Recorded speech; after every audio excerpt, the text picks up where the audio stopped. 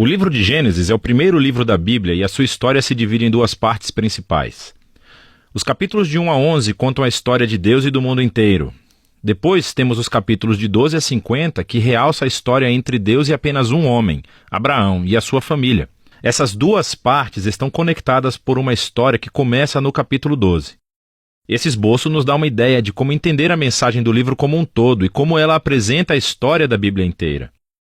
O livro começa com Deus tomando a desordem e a escuridão descritas na segunda frase da Bíblia.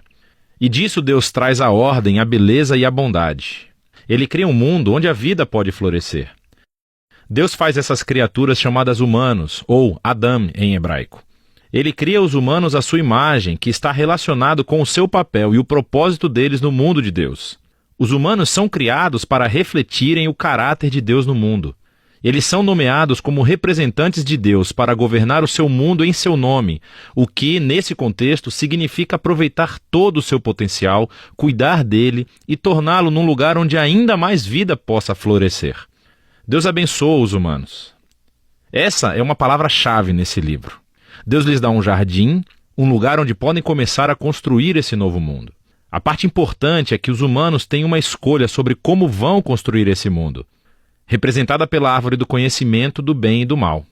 Até agora, Deus forneceu e definiu aquilo que é bom e o que não é. Mas agora Deus está dando aos humanos a dignidade e a liberdade de escolher. Será que eles vão confiar na definição de Deus para o bem e o mal? Ou vão buscar autonomia e definir bem e mal por conta própria? É um risco muito grande. Rebelar-se contra Deus é abraçar a morte, porque você está se afastando do próprio doador da vida. E isso é representado pela árvore da vida. No capítulo 3, uma figura misteriosa, a serpente, entra na história. A única coisa que sabemos sobre a serpente é que ela é uma criatura que Deus fez.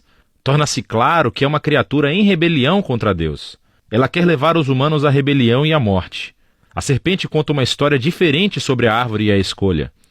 Ela diz que buscar conhecimento sobre o bem e o mal não trará a morte, mas sim irá garantir a vida e se tornarão como Deus.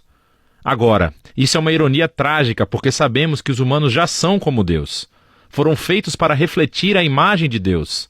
Em vez de confiar em Deus, os humanos buscam a própria autonomia. Eles escolhem o conhecimento do bem e do mal para si e, instantaneamente, toda a história fica fora de controle. A primeira perda acontece nas relações humanas. E, de repente, o homem e a mulher entendem o quão são vulneráveis. Eles não podem nem confiar um no outro. Eles fazem roupas e se escondem um do outro. A segunda perda acontece na intimidade entre Deus e os humanos. Eles correm e se escondem de Deus.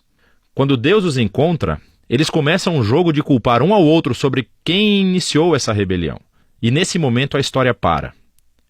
Há uma série de poemas curtos nos quais Deus declara, primeiro para a serpente e depois para os humanos, as consequências trágicas dos seus atos. Deus primeiro diz à serpente que, apesar da sua vitória aparente, ela está destinada à derrota e a comer poeira. Deus promete que um dia uma semente, ou seja, um descendente, virá da mulher e dará um golpe letal na cabeça da serpente. O que parece uma ótima notícia, mas essa vitória terá um custo, pois a serpente também dará um golpe letal no calcanhar do descendente, enquanto está sendo esmagada. A promessa desse guerreiro ferido é misteriosa. Mas no fluxo da história até então, você vê isso como um ato de graça de Deus. Os humanos acabaram de se rebelar, e o que Deus faz? Ele promete resgatá-los, mas isso não elimina as consequências das decisões do ser humano. Deus informa que agora os aspectos da sua vida conjunta, tanto na vida em casa como no trabalho, serão cheios de tristeza e dor por causa da sua rebeldia, o que levará à morte. E a partir daqui, a história só piora. Os capítulos 3 a 11 traçam o efeito crescente da rebelião e das relações humanas fraturadas em todos os níveis. Há uma história sobre dois irmãos, Caim e Abel. Caim tem tanta inveja do seu irmão que quer matá-lo. Deus adverte Caim que não caia na tentação, mas ele faz isso de qualquer maneira. Ele mata o seu irmão no campo. Caim então constrói uma cidade onde reinam a violência e a opressão. Tudo isso culmina na história de Lameque. Ele é o primeiro homem da Bíblia a ter mais de uma esposa. Ele as acumula como sua propriedade. E entoa uma breve canção sobre como ele é ainda mais violento e vingativo do que Caim.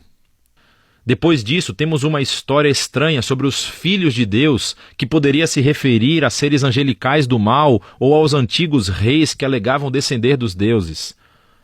Como Lameque, eles adquiriram tantas esposas quanto quiseram e geraram os Nefilim, grandes guerreiros dos tempos antigos. Qualquer que seja a interpretação correta, o ponto principal é que os humanos estão construindo reinos que enchem o mundo de Deus com violência e ainda mais corrupção. Em resposta a essa corrupção, sabemos que Deus está profundamente triste. A humanidade está destruindo o seu belo mundo e se destruindo uns aos outros. Então, num ato ímpeto de proteção da bondade que existe no seu mundo, Deus limpa a maldade humana com um grande dilúvio. Mas existe um humano inocente a quem ele protege, Noé, e toda a sua família. Ele nomeia Noé como um novo Adão. Ele repete a bênção divina e envia Noé pelo mundo afora. Mais uma vez, temos grandes expectativas, mas Noé falha, também num jardim. Ele vai e planta uma vinha e fica bêbado até perder os sentidos. Então, um de seus filhos, Cam, faz algo vergonhoso ao seu pai na tenda. Aqui temos o nosso novo Adão, nu e envergonhado, justamente como o primeiro. E novamente tudo piora. O que leva à fundação da cidade da Babilônia. As pessoas da antiga Mesopotâmia se reúnem em torno de uma nova tecnologia, o tijolo. Elas podem construir cidades e torres mais altas, bem mais rápido do que qualquer outro povo. Eles querem construir um novo tipo de torre que chegue até os deuses para tornar os seus nomes famosos. É uma imagem da rebelião e arrogância humana. É a rebelião do jardim, dessa vez amplificada. Deus humilha o seu orgulho e os dispersa. Essas são histórias diversas, mas você pode ver que todas exploram o mesmo princípio básico. Deus continua dando aos humanos a chance de fazer a coisa certa com o seu mundo, e os humanos continuam a destruí-lo. Essas histórias afirmam que nós vivemos num mundo bom, que tornamos mal, e escolhemos definir o bem e o mal por conta própria.